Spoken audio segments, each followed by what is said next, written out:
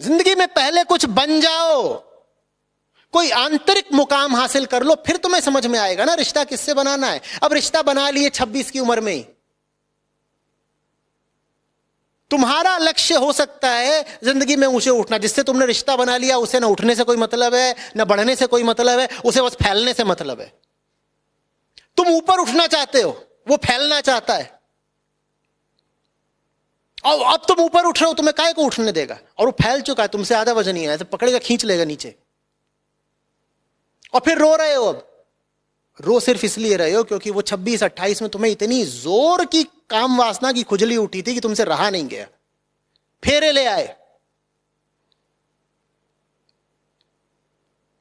तुम्हें समझ में ही नहीं आता कि तुम ये सब जो गतिविधियां कर रहे हो वो ना व्यक्तिगत है ना सामाजिक है, वो वास्तव में प्राकृतिक है, जैविक है, शारीरिक है। ये सब तुमसे तुम्हारा शरीर करवा रहा है, समाज का तो नाम है। प्रकृति के इरादे तुम समझते नहीं, अपनी चेतना की बेचैनी तुम समझते नहीं, आत्मज्ञान तुमको है नहीं, आत्म जिज्ञासा तुमने कभी करी नहीं, शास्त्रों के पास तुम कभी गए नहीं, शिक्षा तुमको कभी मिली नहीं स्वयं को जानने की। नतीजा गलत रिश्ते, गलत वर्तमान, गलत भविष्य और चौपट जीवन। तुम्हें कुछ बात समझ में आ रही है? जिन्हें जीवन में ऊपर उठना हो, जिनके जीवन का ग्राफ कर्व यूं जाना हो, उन्हें जल्दी रिश्ता बनाना चाहिए या ठहर के देर में? तो पगलू, अभी जब तुम यूं ही व्यर्थ घूम रहे हो तो तुम क्यों रिश्तेबाजी में लग जाते हो? और उस रिश्तेबाजी की वजह सिर्फ एक है, मैं क्यों क्यों पूछ रहा हूं, वही जो तुमने सवाल में लिखी है, काम वासना।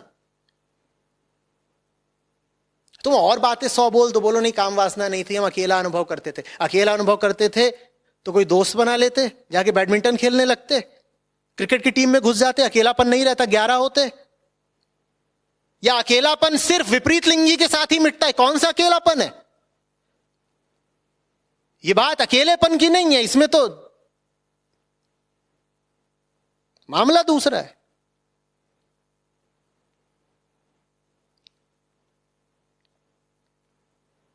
तुम सोचते हो काम वासना तुम्हें सुख देती है, तुम्हें समझ में नहीं आता वो तुम्हें सुख देने नहीं आई है, वो तुम्हें जिंदगी भर के लिए बंधक बनाने, बर्बाद करने आई है। और ये मैं लड़के लड़कियों दोनों से बोल रहा हूं भाई, कोई ये ना सोचे कि मैं एक पक्ष की तरफ से।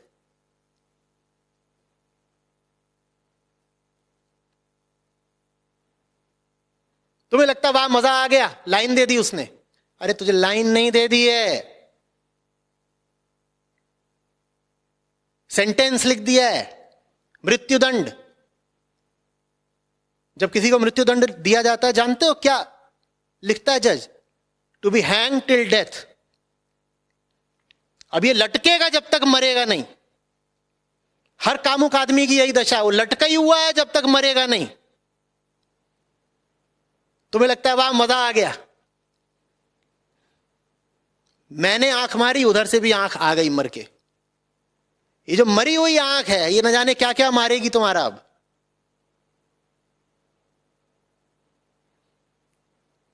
लगे हुए हैं इन्हीं बेवकूफियों में। अरे बाबा, मुझे न लड़की से कोई समस्या है, न लड़के से कोई समस्या है, मुझे जिंदगी के बर्बाद जाने से समस्या है। इंसान हो तुम, सुअर, गधे, कुत्ते, कोई जानवर थोड़े ही हो कि कैसी भी जिंदगी बिता लो चलेगा।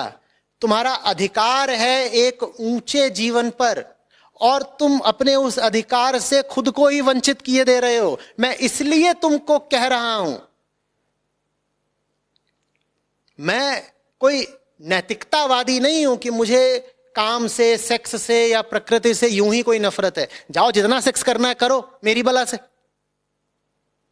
बात यह है कि उन चक्करों में तुमने जिंदगी खराब कर लेनी है, क्योंकि तुम समझते ही नहीं कि वो चक्कर तुम्हारी जिंदगी में आ कहां से रहे हैं। प्रकृति को समझना आसान नहीं है। वास्तव में पूरा आध्यात्मिक साहित्य आत्मा को नहीं समझता, अनात्मा अर्थात प्रकृति को ही समझता है। प्रकृति का ही पूरा अन्वेषण, खोजबीन होती है। खुद को समझना माने प्रकृति को समझना। इसलिए अध्यात्म जवानों के लिए जरूरी है।